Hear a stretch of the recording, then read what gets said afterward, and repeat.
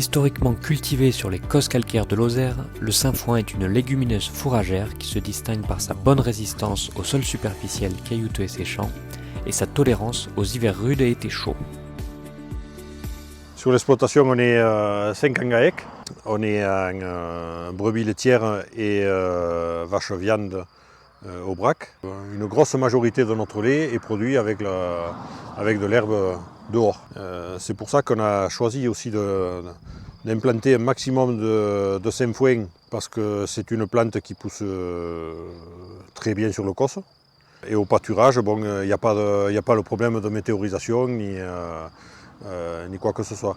En plus, c'est une plante qui a du tanin, elle est un peu vermifuge, quoi. Voilà. Ça varie d'une année à l'autre, mais entre 40 et 45 hectares qui sont avec une majorité de sainfoin et souvent mélangés avec une graminée, soit du dactyle, soit du régras et du trèfle blanc.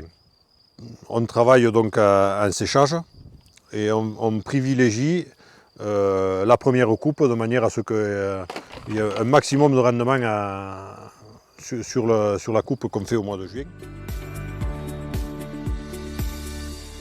Vous pouvez vous rendre compte que les plantes de sainfoin, donc bien fleuries, attirent les abeilles, même si aujourd'hui il ne fait pas très chaud et qu'il y a un peu de vent. On peut dire qu'il y a une complémentarité entre l'agriculture et l'apiculture, et inversement entre l'apiculture et l'agriculture.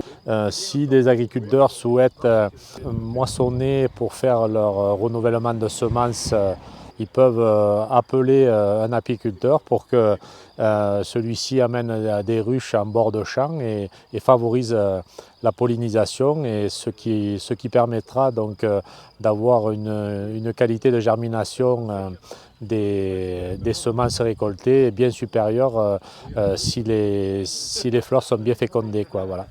Il y a des ruches pas loin des parcelles à faucher.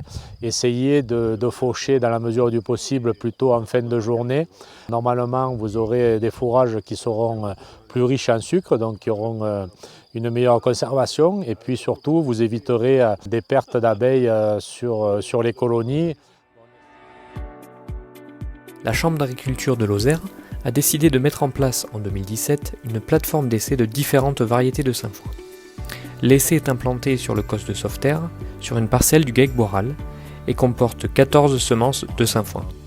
7 sont des semences de pays issues de fermes lozériennes, et 7 sont des semences commerciales provenant de semenciers.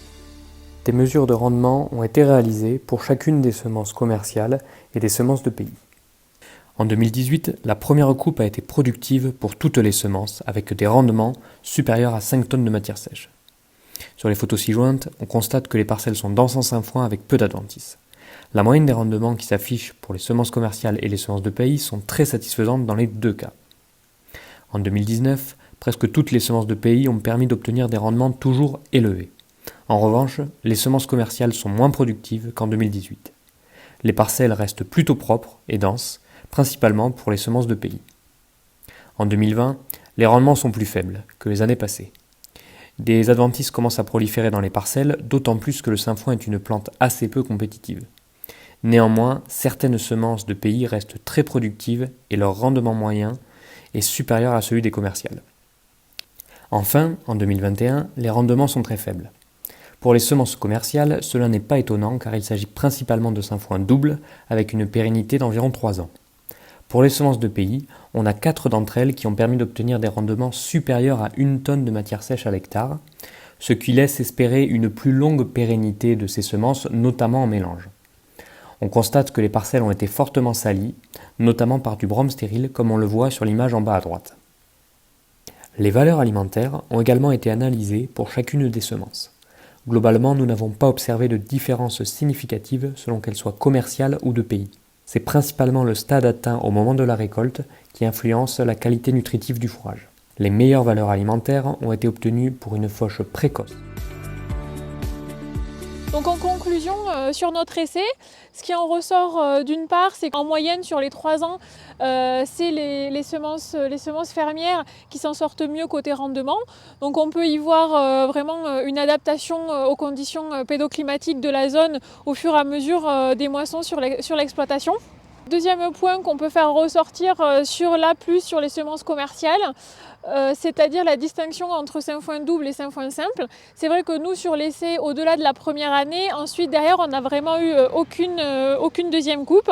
Donc au final, c'est Albion, le Sainfoin simple, qui s'en sort le plus sur les semences commerciales.